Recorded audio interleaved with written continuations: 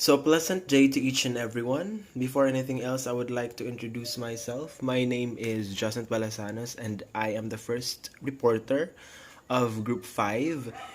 And we will be tackling distance learning. Okay. Distance learning, also called distance education, e-learning, and online learning, it is a form of education in which the main elements include physical separation of teachers and students during instruction. So, and the use of various technologies to facilitate student-teacher and student-student communication. So, very sayon ra kayo sabton. So, distance learning is a form of education nga na ay duha ka element nga nagamit, which is physical separation. So, layo ang teacher o ang student and other student, and the use of various technologies to facilitate. So aron we will use technology para naay communication nga mahitabo. So that is distance learning. Now, traditionally, it focuses more on part-time workers or non-residents or individuals that are in remote regions or unable to attend the physical classroom lectures. Now, so it focuses more on mga students nga part-time workers where kanang pinili ira ilang time, so they can opt to choose distance learning option kung available man na siya sa university, or non-residents. Pasabot ang non-residents, di wala kagapuyo ana nga lugar, yet you want to enroll to that schools. For example, I'm here in Bohol. Gusto ko mo enroll sa University of the Philippines. So, University of the Philippines is in Manila. So, kung naigi offer nga distance learning ang University of the Philippines, so even though I am here in Bohol, I can still study sa University of the Philippines. So, or individuals that are in remote regions nga dili maka-attend sa physical classroom. So, let's move on to the next slide. Okay, naay mga terms dire nga gigamit. Tulo ka buok. If we will be strict lang gyud sa paggamit sa mga terms, no? So, naay dire, the first one is distance education. Now, distance learning is the term used for the student's activity. So, kanang distance learning, nagtangag na siya sa estudyante. So, iyahagin, ano ko, syempre, ang student may mag-learn. So, distance learning ang tawag na niya. And distance teaching is para sa teacher. Okay, ang teacher may mag-teach. Now, and the relationship shared by both terms is called distance education. So, distance learning for students and distance teaching for the teachers, and ang relationship nilang duha is distance education. Okay. E-learning or online learning, okay, used when the internet is the medium ka nagigamit nga way to kanang communicate para ma-connect. So virtual learning, which refers to courses taken outside a classroom by students typically using the internet. So virtual learning, murag kanang parihara na silag kanang definition, somehow parihara. Ang nakalain na lang ani virtual learning refers to course gyud. So actual course gyud nga gitake sa student outside sa classroom and using the internet. Okay. The third one is correspondence education. Is a formal educational process in which the institution provides instructional materials by mail or electronic transmission to students who are separated from the instructor. So including exams and written activities. So I think nakasway taan ng correspondence education, no? So mo ani siya ang kanang ang institution or ang kanang subject teacher or an instructor will provide materials through electronic transmission. Wala man takasway aning by mail nga email. So through electronic transmission to students. So mo na siya mga exam nga mahitabo sa Google Classroom or mga written activities or kanang mga major exams pod, no, nga mahitabo sa Google Classroom nga ato ansiran through Google Docs. Nga na. So that is kanang part anang correspondence education. So in 2017, 6.6 students enrolled in distance learning. So way before Panish's pandemic. So due to the spread of COVID-19, that number has skyrocketed to over 400 million students. No, kaning 400 million students, apil ta ani. No, so can you just imagine 6.6 million and nahimong 400 million students. So online learning from a distance has become a go-to method of education, especially as we all adjust to new circumstances presented by the pandemic. So I think it's evident to say no nga kaning distance learning has been the aid for students like us nga tupada ka nga to continue our studies nga naagihapoy with the help of teachers or instructors nga mo guide nato. So it has been a go-to method no nga nagka-adjust tama bitag yun nga new normal. So nag-adjust ta og kanang mga new ways para ma-implement, para mo-work gihapon ang society, para maka-learn gihapon ang mga student. So distance learning has been the aid gyud nga gigamit para ang student continue gihapon ang learning, and also for the teachers nga continue gihapon sila maka-teach and to earn for their family and to have salary, no? So distance learning falls into two main categories. So naay nabahin ang distance learning, duha ka buok. So of course, number one is synchronous, and ang ikaduha is asynchronous. And I think we are all familiar with these two terms. Okay, adeta ka na ni synchronous. Synchronous means at the same time. So, di ba natin word nga synchronize? So, dungan. So, synchronous means at the same time. So, it refers to a method of education delivery that happens in real time. It requires live communication online, and it uses technology such as teleconferencing to achieve this. So, sa'yo nakaisap to. It refers to the method of education delivery that happens in real time. So, it requires live communication online. So, of course, live yun na. Lisod po, pre-recorded nga, real time ang gani.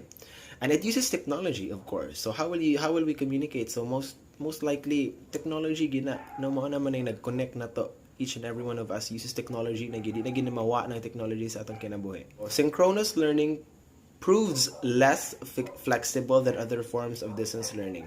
So after all, students must meet with their instructor at some times, their classmate at pre-scheduled times. So ang giingon niya diri is synchronous learning proves less flexible. So less flexible ang synchronous learning. Why? Kay nag-agad raman ka, or you will do all the kanang activities adto ra pud nga time ng inyong gibuhat. So walay kanang outside activities nga ipagama ni ani nga activity offline nga wala ta gamit, no. So mahitabo ra gid ang klase nga ga live real time or ga live communication online with the teachers and the students. So mo nagingon siya nga it's less flexible. Kay dili man tanang student nga makaapas dayon, so mao na siya nga less flexible siya.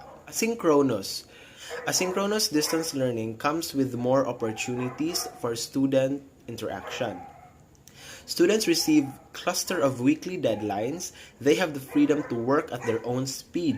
They can access content beyond the scheduled meeting or class time and interact through online conversation, quizzes, or video comments on their own schedule. So, as the definition said, nga naay gihapoy online meeting, yet it's much more flexible kay mag-post gihapon ang instructor of activities, weekly activities nga naapoy weekly deadlines. So, I think mao na ang ato ang sitwasyon karon, no, as students. Asynchronous na naatay meeting with the teachers, if for example once or twice a month, and then mostly mga weekly activities nga ibutang sa Google Classroom para ansiran and with deadline. Dire ma-fall ang types of distance learning. So nay upat diri nga gilista. So number 1 is video conferencing. Number 2 is hybrid distance education. Number 3 is open schedule online courses. Number 4 is fixed time online courses. Okay, so isa-isahon nato na siya og define. Number 1, video conferencing. So traditionally, a meeting where 2 or more participants use video to connect over the internet. This is a form of synchronous communication using tools like Zoom, Google Meet, Adobe Connect, etc. So kaning types ha, di ba natakol na to ganiha nga there are two categories which is synchronous and asynchronous. So kaning video conferencing na fall ni siya ubos sa synchronous. So pasabot ani niya na ay form of synchronous communication mo na gigamit na to ang Zoom kanang mga Google Meet or other kanang apps nga that uses technology to connect each other from a distance. So video conferencing enhances student-teacher interaction and provides a structure for lesson planning. It remains a vital component of distance learning. Next, hybrid distance learning. So hybrid distance learning, by the word itself, hybrid. So di ba pasabot ng hybrid kay mura og ni upgrade or ni level up. So hybrid siya nga distance learning. So it combines synchronous and synchronous method. Students receive deadlines to complete assignments and exams. Then they work at their own pace. Basically, it is an enhanced version of video conferencing where students assignments through online forums while they maintain contact with their instructor. So kani siya hybrid distance learning na fall ni siya under sa asynchronous method where naagihapoy video conferencing and yet it enhances lang ba nga gidungagan og kanang mga written activities nga will be posted on online forums and mga Google Classroom nga na and yet still maintain contact with their instructor. So mao nay hybrid distance learning. Dito sa ikatulo. Ikatulo is open schedule online courses. So unsa man ni siya? This is under the asynchronous category. Students will find open schedule online instruction. Such courses provides them with plenty of freedom to complete coursework. Students are given set of deadlines, then the instructor set them free to work at their own pace. Basically, it is a hybrid distance learning without the video conferencing and a coursework in a larger scale to work on. Say pasabot. So, kani siya atong i-breakdown in basically. Singo siya basically mura ra siya og hybrid distance learning. Di ba ang hybrid distance learning is na ay video, then naapoy mga written activities nga ipang-post sa mga online forums.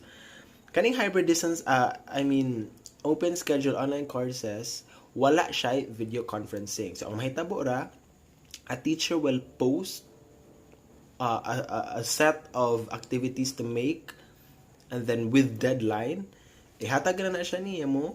Then our students will work on that. So given time, then i-post dito and then that's it. Maora na siya without video conferencing. So online courses na siya, open schedule. So ikaw mang bubuot kung kano sa ka mag-answer, kung ansiran ba nimo siya every day or sa kaadlaw ansiran nimo tanan, ana nimo. So walay kaso na. So mao na siya ang open schedule online courses. So you have plenty of freedom to complete the coursework. So mao na siya diha. Okay. And the fourth one, the final one, it's fixed time online courses. So unsa man ni siya? So the most common format for distance learning is fixed time online courses. So students log in to the learning site at designated times. They must complete pre-scheduled classroom activities at a specific pace. These activities often include chat and discussion forums. Fixed time online courses encourage students' interaction. So kaning fixed time online courses, mura ra pud ni siya og hybrid sa open schedule online courses. Di ba ang open schedule online courses kay katurang mohatag ra ang teacher og mga activities and the students will work on that regardless og kano sa ni answer as long as dili siya ma-fall beyond the deadline. Now kaning fixed time online courses, wala ni siya video conferencing yet it encourages students for interaction through chats and discussion forums. So diri ma-fall ang and then also naapoy learning site at designated times. So maka-learn o maka-access ra ang student ana nga specific lesson in a specific duration. So for example, kani nga week or kani nga 3 days ra ang gihatag sa teacher to access nga magtuon ka. So ana ra pod open ang kato nga site nga ato ka makatuon. And then mahatag pod og mga discussion, mag-chat. You can it is allowed ang chat and discussion forums nga mag-interact ang students. So naa jud interaction nga mahitabo. Dili ra ka mag-work on your own nga imong basahon nga i-post dahil mo dili. So naa interaction nga mahitabo where students can pwede sila mag-share og ilang ideas and whatnots, and then work on the activity that they are given. So mo na siya ang fixed time online courses, and it is fixed time. So mo na nga kung mo chat ko dire, so ang time niya dito bisa gabi man na siya makuha niya ana. So mo na fixed time online courses. We have here early educational theories and technology. So number 1 is behaviorism. Now, kaning behaviorism is a theory introduced and led by John B. Watson and later by B.F. Skinner, discounted all subjective mental phenomena. So, kaning behaviorism suggests that learning is rooted in favor of objective and measurable behavior. Now, in behaviorism, individual is seen as responding to conditions set by the outer environment and by inner biological process. So, in a nutshell, na para masabtan lagi nato siya nga kanang surface lang yun niya, dili ka ita mo maglaom-laom na gyud. Pasabot aning behaviorism, kung unsa ang gihatag sa environment nimo nga effect or kanang unsa gihatag sa environment nimo sa palibot nimo nga cause, mao na siya ang mugawas nga effect. So, morag kuan ra gud kaayo ka ng sabotable na siya nga kung unsa ang gihatag nimo mao pod imong ipagawas. So, mao ni ang behaviorism. So, mao na siya kuno ang learning. So, kung unsa gi-feed nimo dire somehow mao na siya imong ma-execute, mao na imong ma-learn, imong mahatag. So, mao na behaviorism. Ikaduha, constructivism. Now, kaning constructivism by John Dewey and others who emphasize that education of a whole child or an individual to achieve intellectual, physical, and emotional growth, that learning is best accomplished by having children to perform tasks rather than memorizing facts. Jean Piaget, learning arises from building mental models based on experience. So, kaning constructivism pod, gi-state ani niya nga, learning kono is best accomplished nga kung ang task is experience. So imuhang gi-experience gid siya. No, wala ra nga gi-feed nimo, imo gid siyang gikapa-kapa, imo gid siyang gi-studyhan, imo gid siyang gi influence ang imong kagalingon so that ma-achieve nimo ang intellectual or physical emotional growth or learning nga imong gustong buhaton. Now, kaning duha, mao ni siya ang foundation sa ato ang distance learning. Kay somehow, ma-apply nato ning duha ka theory sa distance learning. So, distance learning, di ba?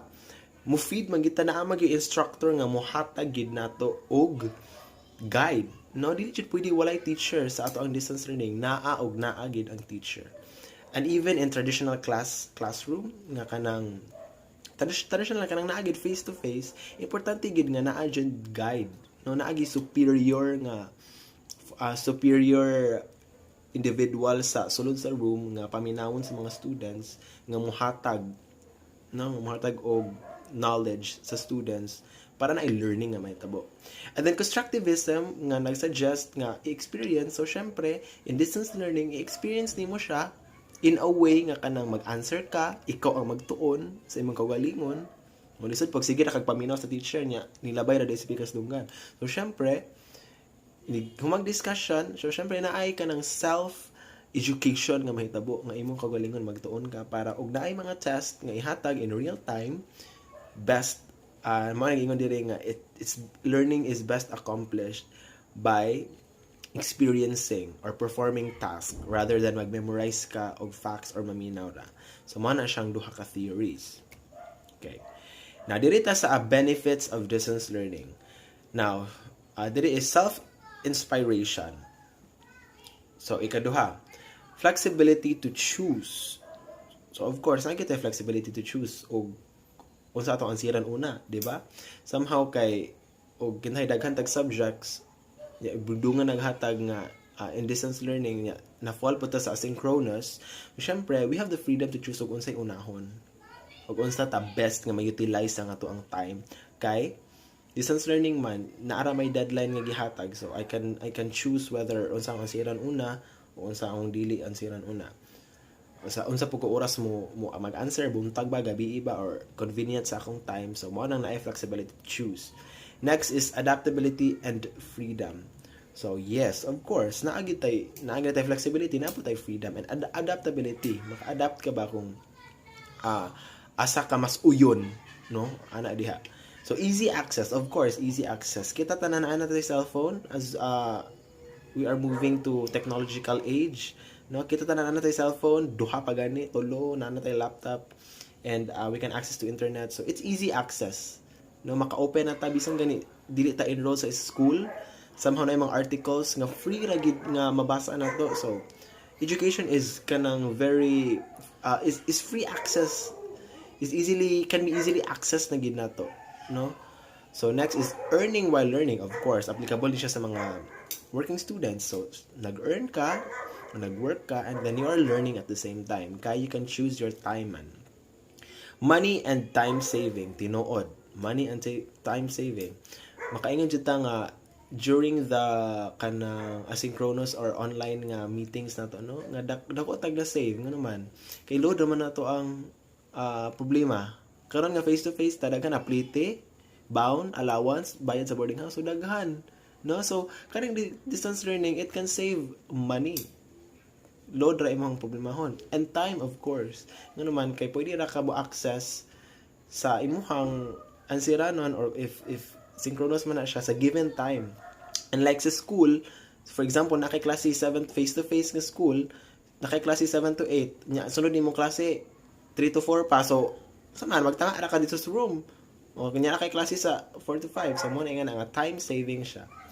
And of course, ang pinaka-evident ani jud nga tubag is safe. Mas safe siya. Ano naman? So nakita na nato sa pag-pandemic nga mas safe gyud nga nato sa bay. We are safe from COVID, and then we are still learning. No, so nakatabang gid siya nga we can feel secure ba nga adto tag school niya. Sa banihong classmate sige na mag-ubo-ubo basig na ani ko ano. So mo na siya. So it's safer, no, nga distance learning. Okay, naapoy disadvantages sa distance learning. Dili na jud puro advantage, no? Naagid og naa ang mga disadvantages. So number 1 is gaining access to a reliable computer. So dili tanan na ay reliable computer or a phone, no? So kasway jud ko ano nga ato ang cellphone kanang gamay rag storage siya. Padownload og Zoom, nya padownload na pod og Google Meet. So pag-usa na ko na mag-app oy. So mura nga na bit daw. So dili reliable. Naay ubang student nga dili sila ka-access anang computer sa ilaha. So lisod ang learning nila kay wala man sila ingana nga kanang medium, no? So ikaduha is having an internet connection, or a stable internet connection, or a strong internet connection. So of course nato sa Pilipinas hinay ang internet. So mao nang daghang struggle sa mga students pag online class nga naman hinay ang internet, no? Bisan pa og gusto daghang kag load pero ang imong signal hinay, so wala gihapon. So mo na siya ang usapod kaapan niya. Okay. So ikatulo is higher risk of online distraction. Kani tinuod ni, no? Kisa may nakasuway og samtang nag-online class niya, ga-Facebook ra dito, ga-share og post. Ang teacher po ning react sa imong kuan. Okay, so mas dako ang risk of online distraction nga naman kay daghan man taglingaw makitaan sa online, no? Pwede ta of course, as I've said, pwede ta mag-Facebook, pwede ta magkuan nga imbis mag-focus ta sa unsay ansiron, kay online naman ta mag-answer, online naman ta magkuan. So mas ma-distract ta more kay daghan lingaw sa online. So usapon ni diha. So kung student ka nga wala kay sense of focus or wala kay goal, dili ka kay ba mo manage sa imong time nga bahala na lang na ingana. So mao gini dali ra jud ka, you are at risk at online distraction. Okay? And of course, ikaupat is budget allowance for load. So syempre, isod sa duwa na libre sa karong panahon. So budgetan jud naton ang load. And then mahal ang load, no? So sa tinuod lang, mahal ang load. 50 tulo ka adlaw niya, 5 GB na niya, og kada adlaw pud mo na ay Google Meet og Zoom. So gamay ra kayo ang 50 pesos. So mo na siya nga kanang upat somehow mo na siya ang kanang mga disadvantages of online learning, of distance learning. Okay. So in conclusion, most professors aren't confident that they can make distance learning as effective as their face-to-face courses. So tinuod no na adjud pa ni admit na bisan pud ako katong first as a student like me katong muna ko na ako doubt nga unsa man distance learning or online class mo naman og lisod gyud no naaba kay learning nga mahitabo ani. So somehow dili confident nga ang distance learning can be as effective as face-to-face classes. Yet, on the other hand, it comes with countless advantages. So, nakagid siya mga advantages. Excuse me. So, from greater flexibility on time, dako kay tag time nga are flexible sa atong time, nga mag-utilize nito siya, and money saved. So, makasave po ta kwarta, and it's safer, no? Sa karon nga pandemic. So, when online class is interactive and engaging, students can excel. So, tinuod. Kung ang online class lang gyud no interactive lang gyud ta dili lang sa student samot na sa student ug teacher, which is very important. Kung interactive lang ug engaging ug naagi kapunay nga communication ang teacher ug ang student as well as other students can excel and learn man gyud, effective man gyud ni no ang distance learning. So thank you for listening, and I will pass the video to the next presenter. Thank you. So, good day everyone. I am Darlene Amo, a second-year BEd student. So, I'm going to report the teaching tools in a collaborative classroom environment. So, what is collaboration? So, collaboration is one of the most essential ingredients to fostering 21st century skills and deeper learning in the classroom. So, from the word itself, collaborate is to collab or to join forces. This involves two people who are working together in creating ideas or the better composition of ideas. So, according to Tony Wagner, a Harvard education specialist, he argued that because knowledge is now available on every internet-connected device, the ability to collaborate has become more important for students than academic knowledge. So, do you agree what Tony Wagner has argued? So, of course, yes. So, technologies is very important in our generation right now, especially in a modern era. So, as what have Sir Jesse had told us before, that it is in our hands, or meaning, nara nato kung saan nato paggamit ang technology. So, there are some advantages and disadvantages of using technologies. So, for example, the advantages are those we can gain knowledge, learnings through searching. Then, the disadvantages is that we are very dependent on technologies. We are not using our intelligence, but we are dependent on using or searching informations towards the Google or in the internet. So, I have a question. Who are the founders of Microsoft? So, the founders of Microsoft are Bill Gates and Paul Allen. So, in relation to the word collaboration, do you think they didn't even do collaboration, or they didn't even share ideas? Of course, they do collaboration. They collaborate any ideas or they collab information in order to create a better ideas. So, with their collaboration, they created Microsoft. So, a big salute and a big thank you for those famous founders of the Microsoft. So, collaboration doesn't just fuel social and emotional skills. It fuels innovation. It doesn't mean that collaboration is just we are just interacting or we are just socializing with others, but we are creating ideas. We are collaborating ideas towards our partner or our partner.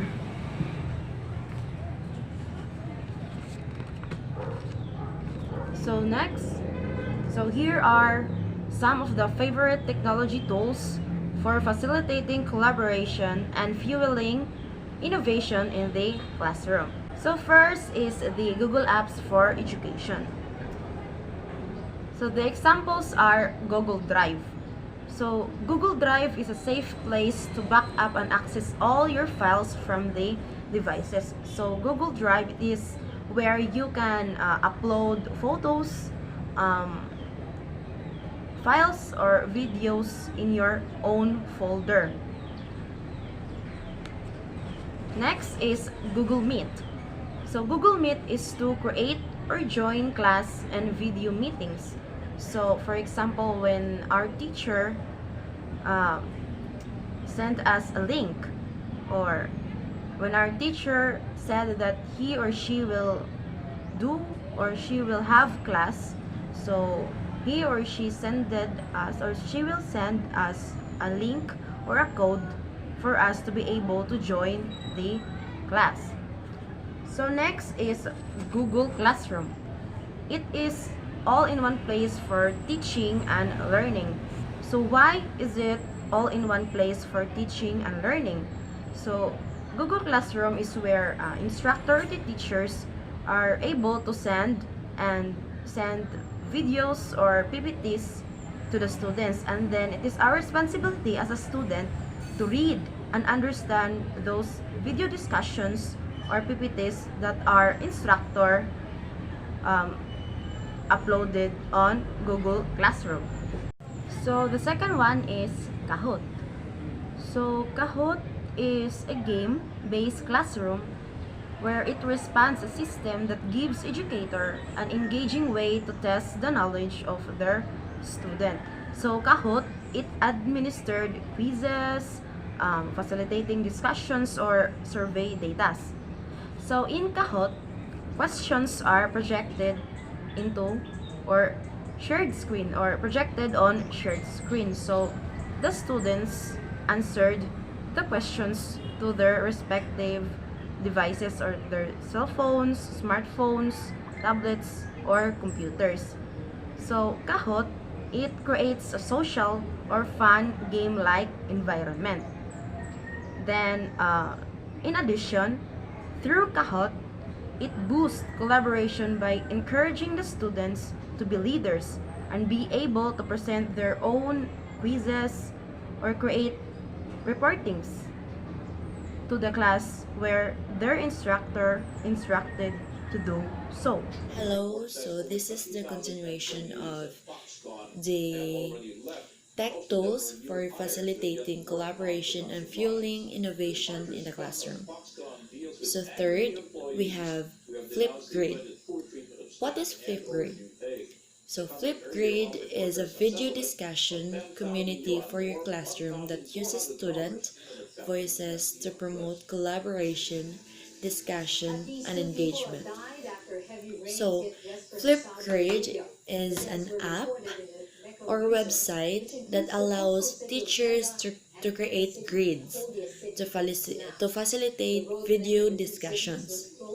Each grid is like a message board where teachers can post questions called topics, and their students can post video responses that appear in tiled grade display. So what is grade anyway? So ang grades mo na siya ay framework of space bar that are parallel. Mo na siya gapa parallel na siya ang iyahang forma sa grades. Adto ta maka-post og kining questions, topics, or even nga responses. Adto ta maka-post. Mo ni siya ang naka-advantage sa Flipgrid is mo ni ang nagkuan siya og topic, questions, and even responses. So Flipgrid is now called Flip.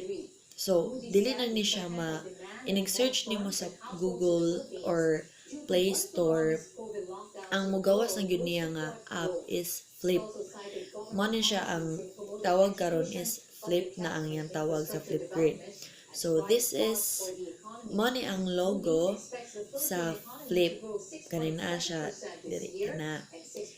And then Flipgrid Flipgrid is a great way to build the communication skills of your students while facilitating collaboration. Muna siya ang Flipgrid. So third is MindMaster. So MindMaster is a collaborative web-based tool that enables groups to brainstorm on one mind map document during the early phases of group work. So ang MindMaster is app gyapon siya. And then it is an online collaborative knowledge-based mind mapping tool that students can use to understand and make connections between concepts, ideas, and informations. Mind maps help users collect ideas and facts based on a given topic. So ang MindMaster app is muna siya more on content. Kung asa nimo makuha ang informations, makakolek ka og ideas, ani nga app muna siya ang MindMaster. So from the word itself, mind, so nag siya, ang iyang kuan ni is more on content and knowledge. And mo to siya makakolekto siya og ideas. Muna siya ang MindMaster. So ang iyang money ang logo sa MindMaster. So here. Lastly is Google Hangouts.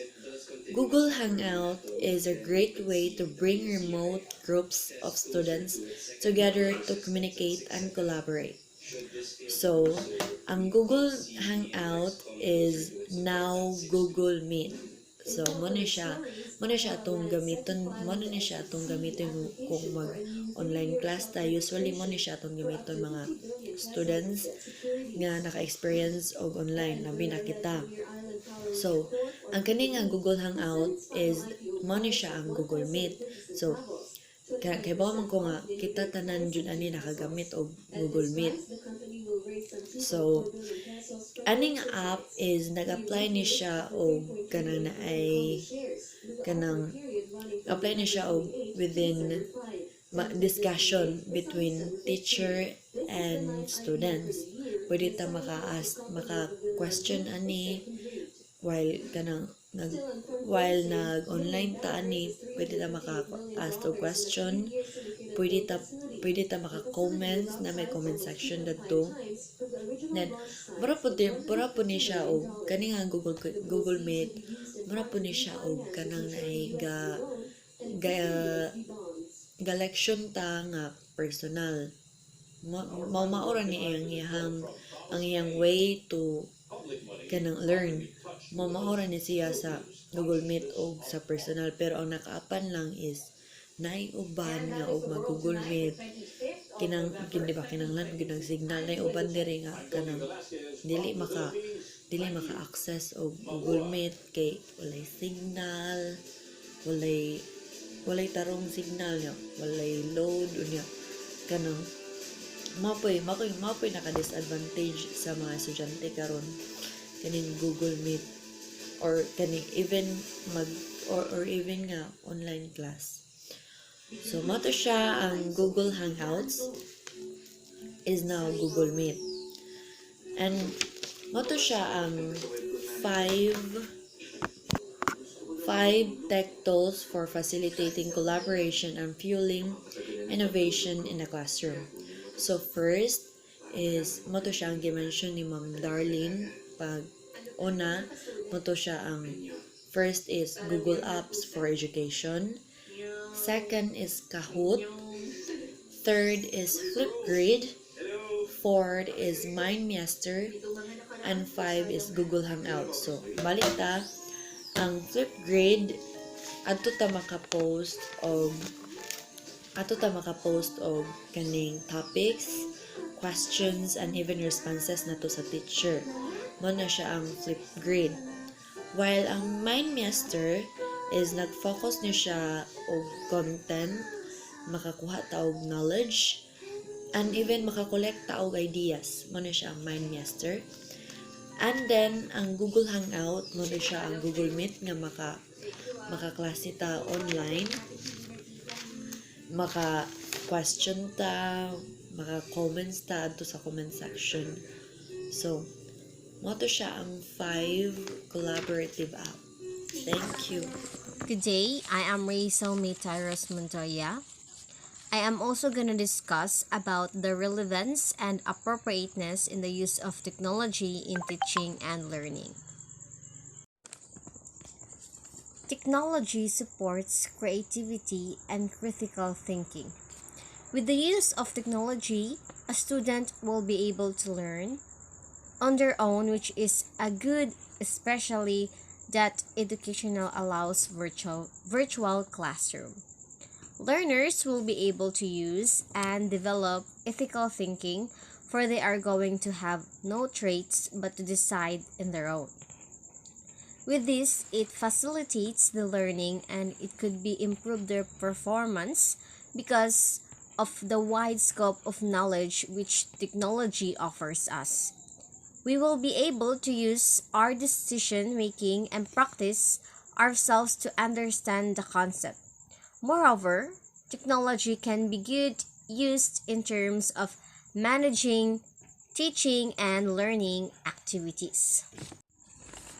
Next is technology engage students and create motivated learners. Instructional materials which are significantly used in teaching and learning environment are considered as technology or as a techniques with the use of words, instructional materials, and learning methods. Teachers will be able to encourage students to explore and to enhance their strength in strengthening their weaknesses. Technology also facilitates communication between the students and teachers. Giving instructions become easier because of technology, such as the use of social media like Facebook, Messenger, and Instagram, and etc.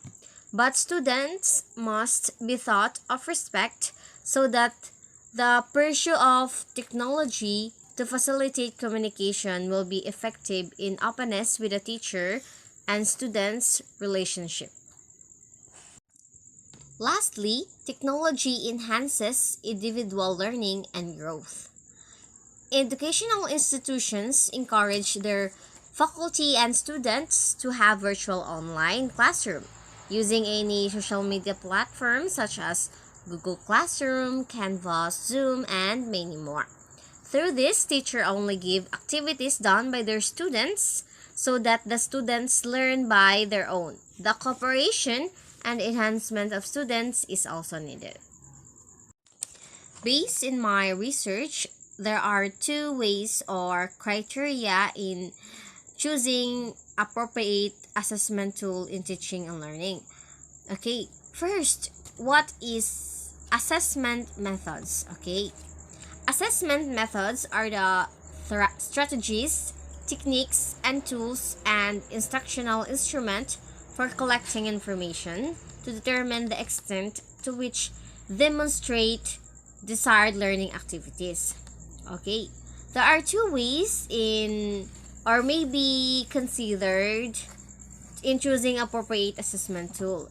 First is the goal of assessment.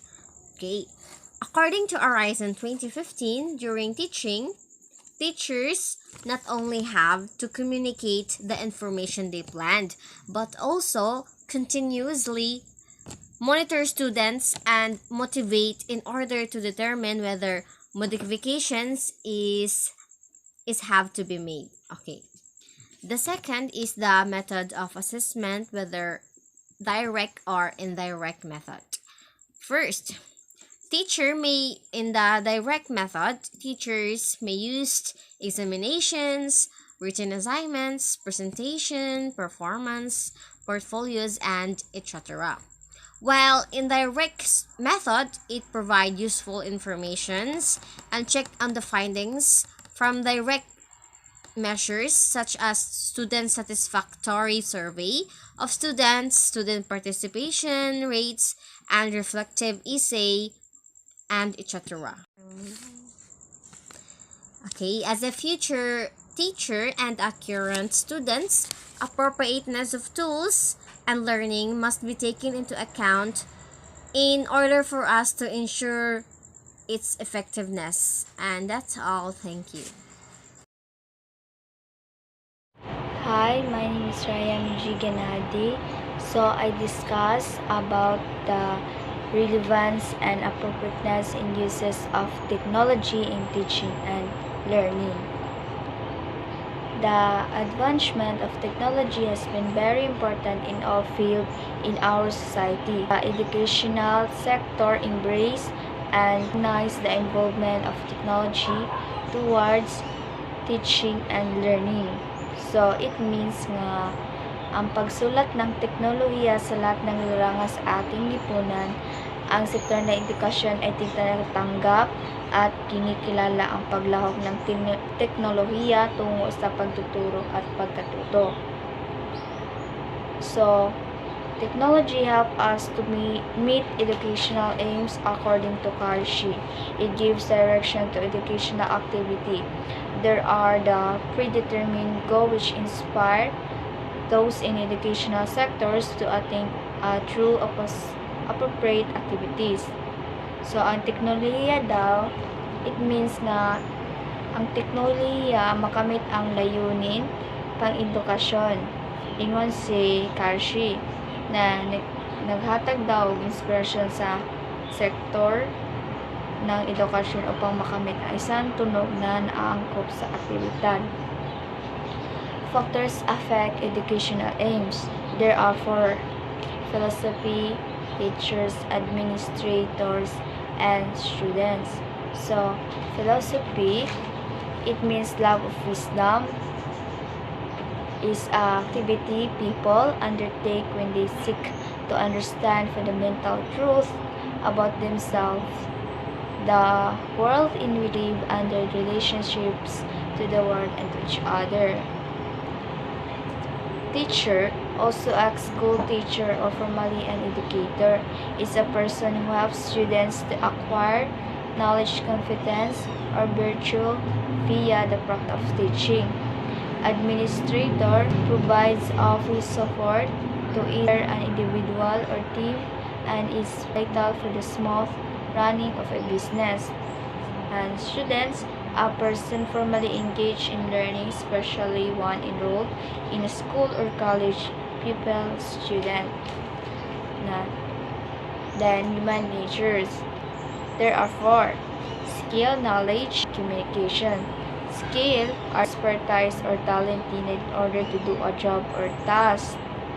So, there are many different types of skills that can help you succeed at all of your life, whether it's school or work. Behavior, the way in which one acts oneself, especially toward others. And communication